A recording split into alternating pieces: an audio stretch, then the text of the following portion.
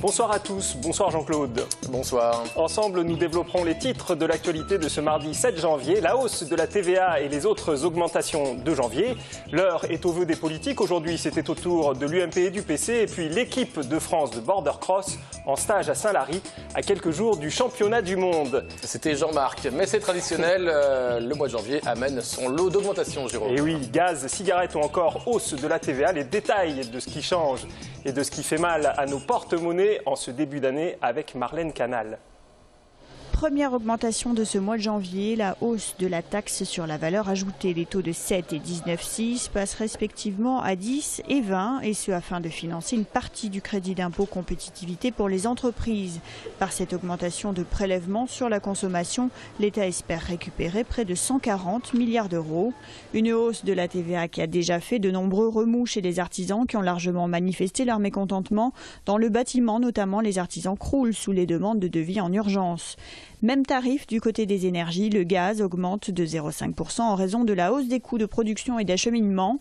Avec une nouveauté cette année, la taxe intérieure sur la consommation de gaz naturel. Elle entrera en vigueur en avril 2014 et devrait coûter 1,41 € du mégawattheure. L'électricité augmente, elle, de 2,3% en janvier. De son côté, le prix du fioul est en hausse de 2,73 centimes d'euros par litre. Augmentation traditionnelle du prix du paquet de cigarettes de 20 centimes d'euros. Un paquet de Marlboro vaut aujourd'hui 7 €. Le gouvernement souhaite faire baisser la consommation et se félicite d'un repli de 8% en 2012, une baisse qui s'explique en réalité par une hausse du marché noir et de l'achat hors frontières. En l'occurrence, la Cour européenne de justice a obligé la France à revoir ses quotas d'importation de cigarettes achetées à l'étranger. Désormais, il est possible d'en acheter le double, soit 10 cartouches par personne. Dans le même temps, le SMIC enregistre la hausse la plus importante depuis 2010. Le taux horaire passera de 9,43 à 9,53 € brut, ce qui portera le salaire brut mensuel à 1 445,38 € pour les salariés aux 35 heures. Et toujours à propos de la hausse de la TVA, divers syndicats dont la CGT et plusieurs organisations politiques de gauche telles que le NPA, le Front de gauche ou encore Lutte ouvrière appellent à un rassemblement demain à 18 h au métro Capitole, Jean-Marc. Et oui, et Pierre Lacaze, le secrétaire départemental du Parti communiste français, revient sur la nécessité, selon lui, de baisser absolument la TVA. C'est inacceptable. La TVA, c'est l'impôt le plus injuste. Aujourd'hui, la TVA rapporte près de 135 milliards à l'État, alors que l'impôt sur les entreprises ne rapporte que 36 milliards. Et l'impôt sur les revenus, 75 milliards. Donc on taxe par l'impôt le plus injuste nos concitoyens. Et effectivement, sur la consommation, parce qu'il y a une augmentation de 19,6 à 20% de la TVA, ou de 7 à 10%, mais il va y avoir une répercussion sur les prix. C'est-à-dire que l'augmentation de la TVA, beaucoup de commerçants vont la répercuter sur une augmentation sur les prix, alors que les salaires et le pouvoir d'achat sont en baisse pour l'ensemble de nos concitoyens. Donc c'est une mauvaise mesure. Il faut revenir en arrière, il faut rebaisser la TVA. Et nous mettons en place sur le département un collectif de travail pour la baisse de la TVA et la justice fiscale. Il faut une véritable justice fiscale dans ce pays. Ça veut dire qu'il faut s'attaquer au coût du capital, pas au coût du travail. C'est le capital qui coûte en termes d'emploi et de pouvoir d'achat. Il faut que François Hollande en prenne conscience. Il applique les vieilles recettes de Raymond Barre. Ça n'a jamais marché et ça a conduit l'Europe et la France dans la crise. Il faut faire confiance au monde du travail. C'est eux qui créent les richesses. Pierre Lacaze était justement ce matin avec d'autres colistiers à la Reinerie pour présenter ses vœux à la presse. Et oui, et pas de surprise, ils ont réitéré leur soutien à Pierre Cohen pour les municipales. Dans les dossiers abordés aujourd'hui, la régie municipale de l'eau, le taux de chômage chez les jeunes ou encore la démocratie participative. Marlène Canal à nouveau. Il faut prévenir le danger Jean-Luc Moudinque. C'est avec cette phrase en préambule que Pierre Lacaze, le responsable du Parti communiste français 31, est entré de pied ferme dans la campagne municipale avec son ralliement à Pierre Cohen. Ainsi, il appelle aujourd'hui les Verts et les autres forces vives à faire de même dès le premier tour. Nous avons trouvé un point d'accord avec Pierre Cohen. Nous allons établir un projet commun et nous serons d'accord sur ce projet commun. Il y a aujourd'hui des désaccords avec le Parti socialiste d'un point de vue national, sur les politiques nationales, mais sur les politiques municipales, nous avons été totalement en accord durant ce mandat, mais nous souhaitons, nous, plus de démocratie participative, augmentation des budgets, mais revivifier aussi la participation des citoyens, et puis nous souhaitons, sur toutes les questions, soutenir le monde du travail et les services publics, c'est-à-dire que nous ne devons pas confier au privé des compétences municipales. C'est la question, par exemple, mais là il y a accord, c'est un vieux le combat des communistes, mais nous voulons la régie publique de l'eau et de l'assainissement. C'est acté aujourd'hui par Pierre Cohen, donc c'est quelque chose qui va voir le jour si nous sommes élus. Parmi les sujets prioritaires, le lancement d'assises de la ville et de l'habitat, le développement de la démocratie participative, retravailler le plan local d'urbanisme qui doit être discuté en 2015 et la jeunesse, d'où cette présence au Mirail aujourd'hui. Le chômage aujourd'hui atteint avec des discussions sur les chiffres, mais près de 10% des emplois sur la Haute-Garonne et sur Toulouse, et c'est dans des quartiers comme le Mirail, près de 40% dans certains endroits, notamment chez les jeunes. Donc c'est une véritable préoccupation, c'est une stratégie nationale, c'est la responsabilité de l'État français. Il faut d'autres mesures économiques aujourd'hui que le soutien au patronat. Il faut soutenir le monde du travail, les salariés, mais la mairie peut aider notamment en direction des jeunes. Nous l'avons fait sur l'économie sociale et solidaire, il faudra amplifier ce travail-là, mais aider notamment par un fonds d'initiative pour le projet en direction des jeunes et surtout développer des politiques de solidarité. Les services publics municipaux, l'aide à la culture, l'aide au logement, ce sont des politiques de solidarité, et Toulouse doit poursuivre ce qu'elle a entrepris depuis 2008, notamment en direction de la jeunesse. Pour le Parti communiste français 31 qui part avec le logo du Front de gauche, le grand rassemblement de la gauche n'est pas trop tard. La date de clôture du dépôt des listes, c'est le 6 mars. Et à l'opposé du spectre politique aujourd'hui, Jean-Luc Moudenc et ses colistiers donnaient une conférence de presse de rentrée dans leur local de campagne, boulevard Carnot, à Jérôme. Oui, et au programme, c'était la présentation du premier volet de leur projet de campagne. Aujourd'hui, l'accent était mis sur les questions de sécurité et de tranquillité. Sophie Voinis.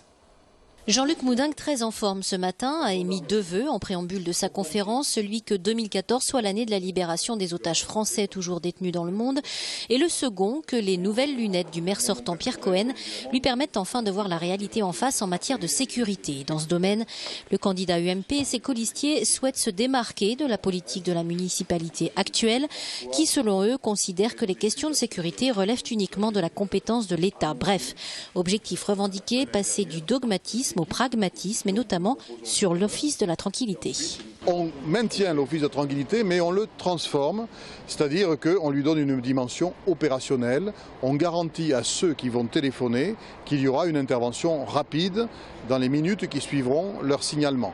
Donc ça, c'est quelque chose de totalement nouveau pour la situation à Toulouse. Et dans le cadre de l'Office de la tranquillité, Jean-Luc Moudenc souhaite mettre en place un seul et même poste de commandement commun à tous les acteurs de la sécurité. Un monsieur sécurité devrait d'ailleurs être prochainement investi de la question. Autre souhait du candidat UMP, rétablir les mairies de quartier. Le rôle des maires de quartier sera effectivement régulièrement d'organiser des rencontres de travail entre la police, les habitants, les associations sur les questions de sécurité avec la problématique spécifique d'un quartier parce que les problèmes ne sont pas les mêmes partout et le rôle des maires de quartier, ce sera justement de s'impliquer sur ces questions-là. Pragmatisme aussi sur la question de la mendicité active. L'équipe Moudenc souhaite réactiver les contrôles d'identité et de titres de séjour et mettre en place une triple approche des personnes SDF. Selon un récent sondage INSEE, Toulouse serait, avec 8688 personnes sans domicile fixe, la première ville d'accueil derrière Paris. Et je pense que ça porte atteinte à la qualité de vie des Toulousains. Et donc il faut sans doute une approche sociale, également une approche médico-psychologique pour certains d'entre eux. Et puis il faut également une approche répressive. Mais en tout cas, il faut rendre le domaine public aux Toulousains et à tous les Toulousains. La municipalité Moudenc envisage de faire valoir le droit et de soutenir toutes les démarches de démantèlement des squats.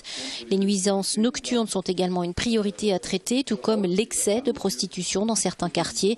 Jean-Luc Moudenc souhaite prendre des arrêtés municipaux pour la limiter. Autre mesure phare du candidat Moudenc, le doublement des effectifs de policiers municipaux, soit 150 agents supplémentaires sur le terrain, et la généralisation de la vidéosurveillance dans toute la ville. L'idée étant de se rapprocher de la municipalité lyonnaise qui compte 239 caméras de surveillance. En recrutant 150 policiers municipaux de plus, en généralisant la vidéoprotection, on va évidemment générer certains coûts. Nous les avons chiffrés. Ça représente en année pleine 0,8% du budget de fonctionnement de la ville. Si on n'est pas capable de faire 0,8% d'économie sur un budget de fonctionnement qui lui-même en fait 600 millions, écoutez, c'est qu'on n'est pas capable de grand-chose. Donc nous allons proposer aux Toulousains un engagement municipal sur ces questions de sécurité avec des moyens supplémentaires et en même temps, nous ferons des économies dans le budget de fonctionnement à hauteur de 0,8%, donc c'est quelque chose de totalement réaliste. Et lorsqu'on demande à Jean-Luc Moudingue s'il n'est pas en train de droitiser sa campagne pour faire front au candidat FN Serge Larose. Écoutez, nous sommes des gens réalistes et pragmatiques. Nous avons l'expérience, nous sommes là pour exercer les responsabilités, on n'est pas là pour vociférer. Et nous faisons confiance à l'intelligence des Toulousains en leur disant, sur ces questions de sécurité, nous nous engageons fortement parce que nous avons des solutions et une vraie volonté. On n'est pas là pour gueuler. On n'est pas là pour exploiter votre peur, on est là pour amener des solutions. Voilà notre proposition, elle est fondamentalement différente de telle ou telle formation extrémiste. Enfin, Jean-Luc Moudingue l'a promis, après 6 années d'obscurité anxiogène, Toulouse retrouvera la lumière la nuit, mais une lumière à bas coût. Après la sécurité, le candidat UMP et son équipe devraient aborder prochainement l'épineux dossier des transports à Toulouse. Allez, parlons sport maintenant. Un indice. Qu'est-ce que le border cross, Jérôme? Moi, je connais des gens borderline, mais le border cross, je ne sais pas. Alors, le border cross, c'est un lien avec la neige, en fait.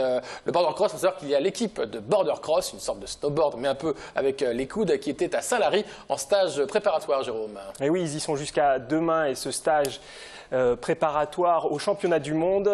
C'est un stage préparatoire au championnat du monde qui se dérouleront vendredi et samedi en Andorre. Championnat du monde décisif quant à la sélection pour les JO de Sochi. Déborah Bouissou et Alain Sorat ont eu la chance d'assister à la préparation de ces champions de la glisse. Donc le border cross, c'est comme du motocross. On part soit à 4, soit à 6, ça dépend des tracés. Et on part tous en même temps et c'est le premier en bas. En gros, les 3 premiers sur 6 sont qualifiés. Pour le tour d'après, il y a 8e, quart, demi et finale. Donc l'idée, c'est de passer chaque tour. On peut jouer des coudes, mais on n'a pas le droit de s'accrocher. Et voilà, c'est un peu un sport de combat, c'est que le meilleur gagne, quoi.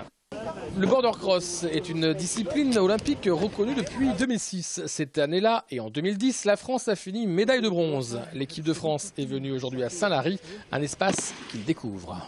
C'est la première fois qu'on vient s'entraîner dans les Pyrénées. Ça change un peu des Alpes, c'est pas le même environnement, c'est très joli aussi. Donc c'est bien de découvrir les autres pistes françaises. Le border cross est un sport mixte. Chloé a commencé dès l'âge de 7 ans et elle compte bien ne pas faire que de la figuration aux Jeux Olympiques d'hiver. Pour les JO de Sochi, ça fait un moment qu'on se prépare. Il y a déjà eu 2 courses, dont la première où j'ai fait 4e en Autriche sur la Coupe du Monde. Donc c'est encourageant pour viser une médaille aux Jeux Olympiques. Mais avant d'arriver en Russie pour les Jeux Olympiques, il faudra se qualifier par le biais de Coupe du Monde. Donc on a 2 Coupes du Monde en Andorre la semaine prochaine, enfin cette semaine. Ensuite, on a 2 Coupes du Monde en Suisse la semaine d'après. Je pars aux États-Unis pour les X Games. Et ensuite, j'aurai 5 jours pour me poser à Saint-Lary, à la maison. Et ce qui est bien, c'est que j'aurai fait tout mon travail de média. Donc vous ne serez plus là pour m'embêter. Je pourrai juste profiter de ma femme, ma fille et mes amis. Les Jeux Olympiques se tiennent du 7 au 23 février. Autant dire qu'on les aura à l'œil.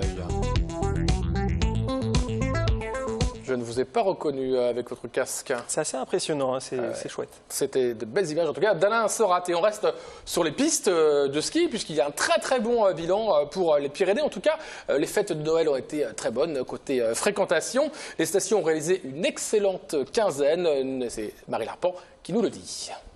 Les vacances de Noël à peine terminées, les stations pyrénéennes sont unanimes. Elles ont bénéficié d'un excellent début de saison. Plusieurs stations ont même enregistré des pics de fréquentation dignes des vacances de février, avoisinant les 80% de réservations hôtelières. Et pourtant, certains domaines ont subi des fermetures partielles, ponctuelles, imposées par des conditions très venteuses, ce qui n'a pas eu de conséquences sur les vacances. La nouveauté cette année, c'est que le sourire ne se lit pas seulement sur le visage des professionnels de la glisse, mais aussi chez les commerçants. Les touristes réinvestissent les restaurants et les boutiques. Par ailleurs, la clientèle étrangère s'élargit. Les Espagnols restent les plus nombreux, mais on peut désormais croiser des Chinois ou des Slovaques sur les pistes. Aujourd'hui, les conditions sont encore très bonnes. Avec 80 cm de neige au plus bas, les offres commerciales se multiplient. Les stations doivent désormais maintenir leur attractivité jusqu'aux prochaines vacances qui commenceront début mars pour les Toulousains. En foot, on l'a appris hier soir, le TFC affrontera l'équipe de Moulins en 16e de finale de la Coupe de France. En rugby, la liste des 30 joueurs qui composeront le 15 de France pour le tournoi des 6 nations est tombée. Les joueurs du Stade toulousain y sont à nouveau nombreux. Les détails avec François Guinle. 40%, c'est la part de joueurs du Stade Toulousain et du Castres Olympique dans le groupe des 30, annoncé hier par Philippe Saint-André, le sélectionneur du 15 de France. Avec 8 joueurs retenus, le Stade Toulousain est le plus gros pourvoyeur. Côté avant, on retrouve Maestri, Dussautoir, Nyanga et Picamol. Derrière, Ficou, Médard, Huget et Doussin seront de la partie. Pour les 15 jours continus de préparation de l'équipe de France, c'est une première aux grandes dames de Guinoves dont l'effectif sera décimé pour le championnat. Côté Castres Olympique, un avant retenu, Yannick Forestier et 3 arrières, Thalès, Dulin et Palis. Geoffrey Palis, arrière ou ailier, 22 ans, c'est la grosse surprise de cette sélection, y compris pour le principal intéressé qui évoluait l'an passé encore en Pro D2 du côté d'Albi. Le tournoi débutera par la réception de l'Angleterre le 1er février au Stade de France. Football, le TFC connaît son adversaire pour les 16e de finale de la Coupe de France. Direction l'Auvergne pour y affronter Moulins, pensionnaire de CFA. Ce sera le 21 ou le 22 janvier prochain. Et puis toujours en rugby, Lionel Boxis l'a annoncé en fin de semaine dernière. Il met fin à son contrat avec le Stade Toulousain. Ce sera à la fin de la saison d'ailleurs, Jérôme. Oui, après 3 années passées à Toulouse, l'ouvreur pourrait rejoindre Grenoble, Lyon ou encore Bordeaux-Bègles. Bordeaux-Bègles en Pro D2 me semble-t-il. Et une tâche culture maintenant, Jérôme. Exactement, à partir de ce soir, Hervé Subiette est à la Cave Poésie en formule piano solo. Il y sera toute la semaine. Son répertoire est composé de chansons réalistes et surréalistes très bien ourlées. On devrait voir très prochainement un extrait qui ne part pas. Peut-être qu'il n'y a pas d'extrait. L'extrait en tant que tel, normalement, ça s'appelle Le Charme. Si vous voulez pour vous. C'est possible. Très bien. Tu peux le faire. Un autre pianiste à Toulouse ou pas? Exactement, c'est Relema. Relema qui jouera avec son quintet à la salle Nougaro à 20h30. Un concert qui s'annonce teinté de jazz puisque Relema se glisse dans les pas de Herbie Hancock et de Wayne Shorter dans son nouveau spectacle. Je vous assure que c'est très beau, même si on ne voit pas d'image. Quelles sont ces images? Voilà, c'est Relema. Donc on écoute un extrait d'un titre qui s'appelle Atan Dele. Je ne suis pas tout à fait sûr de la prononciation. Atan Dele, Atan Dele.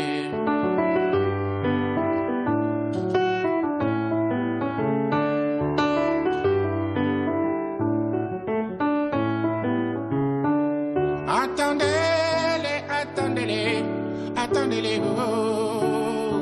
Attendez-les, attendez-les, attendez-les, oh. Attendez-les, attendez-les, attendez-les, attendez-les.